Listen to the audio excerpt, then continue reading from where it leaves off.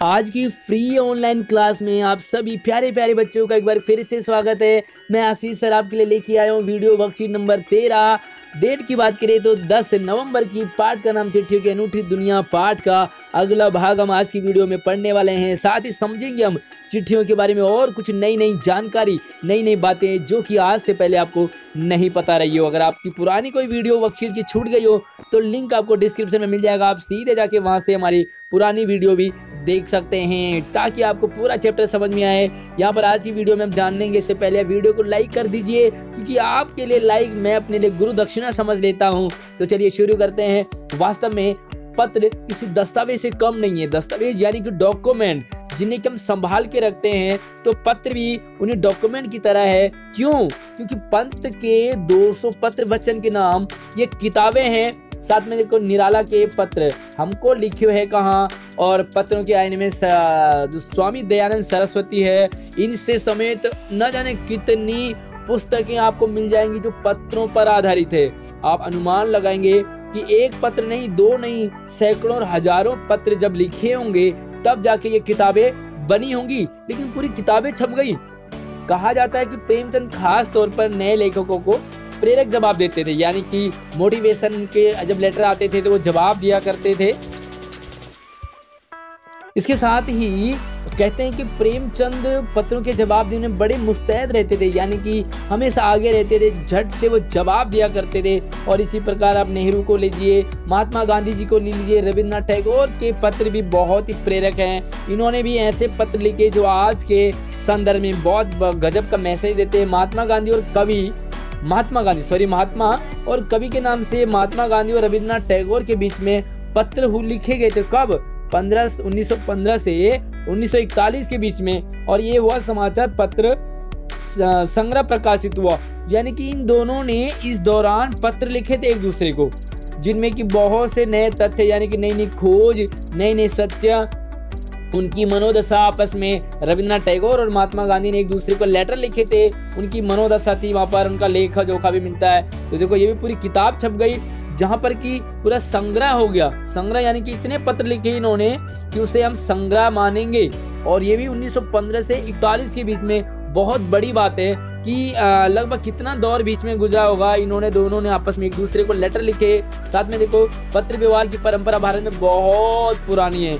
हमारे देश में पत्र आज से नहीं, न जाने कितने सालों से और बहुत पहले तो पत्रों पर ही जीवन होता था। यानी कि अगर पत्र हैं तो जिंदा रहेंगे इंसान, पत्र नहीं है तो जीवित नहीं रह पाते थे। इसका असली विकास आज़ादी के बाद ही हुआ है ना। तो आज़ादी से पहले सब कुछ पत्रों पर ही डिपेंड होता था। तमाम सरकारी विभाग तो सब कुछ पत्रों पर चलते थे। और एक विभाग था गुडविल डाक विभाग, वो हमेशा आगे रहता था। इसकी एक खास बात थी, वजह थी क्या? यह लोगों को जोड़ने का काम करता था। कौन? गुडविल डाक विभाग। ये सभी के लेटर सभी तक पहुंचाता था। घर घर तक इसी पहुंचती, यानी कि सभी घर ये लेटर पहुंचाने का काम। आज आप देखते होंगे कि किसी का अगर लेटर आ गया, आज आपके घर में कोई कुछ डाक में आना हो तो वो घंटों, और यहाँ तक कि राखियां भी आज लोग भेजते हैं डाक के द्वारा। तो वो राखियां भी जब रक्षाबंधन खत्म हो जाता तब मिलती है। लेकिन जो गुडविल डाक विभाग था वो क्विक सर्विस, और वो घर घर तक इसकी पहुंच, यानी कि सभी घरों में वो अपने लेटर पहुंचाया करता था। और चीज देखो, संचार के तमाम उन्नत साधनों के बाद भी चिट्ठी पत्र की हैसियत आज भी बरकरार है। लोग राखियां भेजते हैं और इसमें प्यार का संदेश। और खास बात तो ये है कि जब हम किसी को फोन करते हैं तो वो क्विक बस उसी टाइम के लिए रहता है।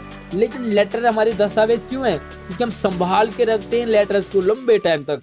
शहरी इलाकों में आज आलीशान हवेलियां भले हो गई हों, लेकिन झोपड़पट्टियों में रह रहे, और दुर्गम यानी कि गांव इलाकों में जहां पर कि फोन आज भी नहीं है, और काफ़ी जगह तो संचार माध्यम होने के बावजूद भी वहाँ ना तो नेटवर्क होते हैं, ना ही वहाँ पर फोन होता है, लाइट ही नहीं है काफ़ी जगह। तो ऐसे में जो वहाँ पर, या बर्फबारी की बात करें, कई लोग उत्तराखंड के पहाड़ी इलाकों में आज भी कई जगह लेटर से ही काम चलते हैं। समुद्र तट पर बात करें हम तो मछुआरे, या फिर रेगिस्तान में ढांडियों। तो ढांडियां क्या होते हैं? यहाँ पर अब ढांडियों के एक शब्दार्थ दिए हुए हैं। वो समझिए कि कच्चे मकानों की एक बस्ती हुआ करती थी ढांडियों। तो वहां पर भी लेटर से ही सब काम चलते थे। आज भी खत यानी कि चिट्ठियों का ही सबसे अधिक बेसब्री से इंतजार होता है। कब आएगा लेटर, क्योंकि लेटर में वो अपनापन होता है। एक दो नहीं, करोड़ों लोग चिट्ठियों को सेवाओं के लिए रोज वो पोस्ट में यानी कि अगर लेटर में वो डाकघरों में जाते हैं, पोस्ट ऑफिस में पहुंचते हैं, वहाँ के दरवाजे खटखटाते हैं और इसकी भूमिका नजर आ रही है। आज भी लोग लेटर लिख रहे हैं और दूर गांव देहातों में तो लाखों गरीब घर चूल्हे जो मनी ऑर्डर से ही जलते हैं। आज भी वहाँ पर मतलब पैसों का लेन देन नहीं हो पाता है जब मनी ऑर्डर भेजता है। मनी ऑर्डर यानी कि जो शहरों में लोग रहते हैं वो डाक में पैसे भिजवाते हैं और वो तब घर जाके पहुंचते हैं। गांव या गरीब बस्तियों में तो चिट्ठी या मनी ऑर्डर लेकर पहुंचने वाला डाकिया किसी देवदूत से कम नहीं होता है, यानी कि ऊपर वाले ने भेजा हुआ ऐसा दूत। क्योंकि काफी जगह ऐसे चूल्हे तभी जलते हैं जब उनके पास मनी ऑर्डर पहुंचता है, खाने पीने को नहीं होता है। तो जब वहाँ के डाकिया जो है उन्हें, डाकिया यानी कि पोस्टमैन जब उन्हें मनी ऑर्डर भेजता है तो उसे वो एक तरह से देवदूत ही मानते हैं। तो चलिए ये है आपके लिए पाठ, और पहला सवाल इसका है कि इस गद्यांश पर आधारित किन किन पुस्तकों का जिक्र किया गया है। तो इस सवाल का उत्तर मैंने ऊपर ही बताया, यहाँ पर बहुत सारी किताबों के नाम दिए गए हैं। तो चलिए पहला इसका आंसर आप देख लो।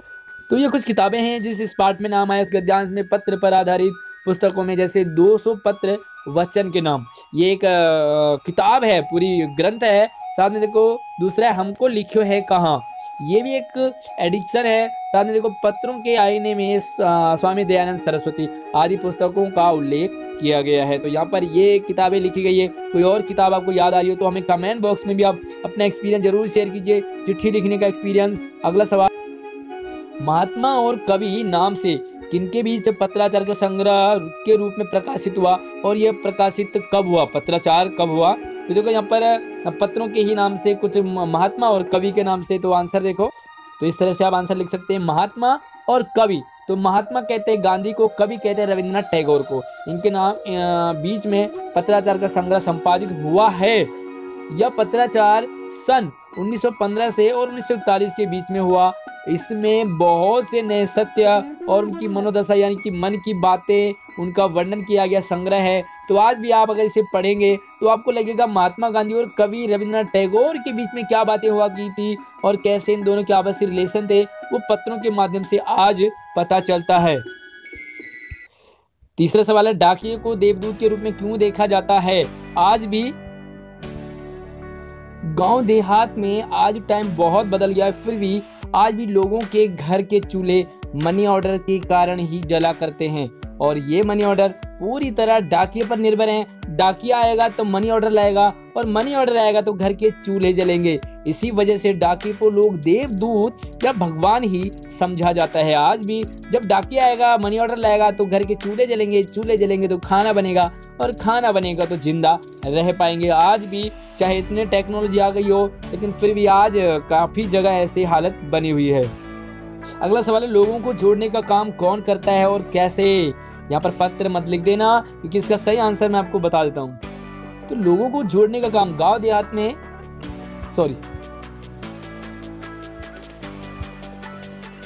गुडविल डाक विभाग लोगों को एक दूसरे से जोड़ने का काम किया करता है था, क्योंकि गांव देहात के प्रत्येक घर तक इसकी पहुंच थी। सभी लोगों तक उनकी चिट्ठी पहुंचाने में इसकी अहम भूमिका हुआ करती थी। जो गुडविल डाक विभाग है, ये सभी लोगों तक इसकी पहुंच थी, सभी लोगों को चिट्ठियां पहुंचाया करता था, उनका मनी ऑर्डर पहुंचाया करता था, जमीनी स्तर पर काम करता था। आज आप देखते हैं कि हमारा जो राखी है वो इतने लंबे टाइम के बाद पहुंचता है, लेकिन गुडविल डाक विभाग क्विक सर्विस इसका हुआ करता था। और लास्ट वाला सवाल हमारी एक्टिविटी है, इस पाठ के आधार पर और वर्तमान स्थिति के अनुसार आपने लिखना है कि चिट्ठी या पत्र लोगों को जोड़ने का काम कैसे करते हैं। वर्तमान समय और पुराने यानी कि पाठ के आधार पर आप देखें तो इसका आंसर देख लो। चिट्ठी या पत्र लोगों को जोड़ने में एक बहुत बड़ी कड़ी का काम करते हैं। कड़ी यानी कि बीच में जो जरिया होता है। प्राचीन समय में तो पूरा जीवन ही पत्रों पर आश्रित हुआ करता था, यानी कि लाइफ ही लेटर्स पे चलते थे। आज भले तकनीकी दुनिया में ने अपने पैर पसार लिए हों, लेकिन उसके बावजूद भी गांव देहात में आज भी काफ़ी इलाके ऐसे हैं जहां तकनीक ने अपना काम नहीं किया है और वहां भी पत्रों के ही माध्यम से सब कुछ चलता है। तो भले ही आज फोन आ गया, इंटरनेट आ गया, और लेकिन उसके बावजूद भी पत्रों की अपनी वैल्यू है। और चिट्ठी जब आप लिखते हैं एक दूसरे को तो लंबे टाइम तक उस चिट्ठी को संभाल के रखते हैं। मैंने भी बहुत सारे लेटर अपने पास रखे हुए। स्कूली बच्चे मुझे लेटर भेजते थे जब हम स्कूल से वापस आते थे इस तरह से। तो आपके पास भी कोई लेटर होगा तो मैं कमेंट बॉक्स में जरूर बताइए। वीडियो को लाइक करके अपने दोस्तों को भी जरूर शेयर कीजिए।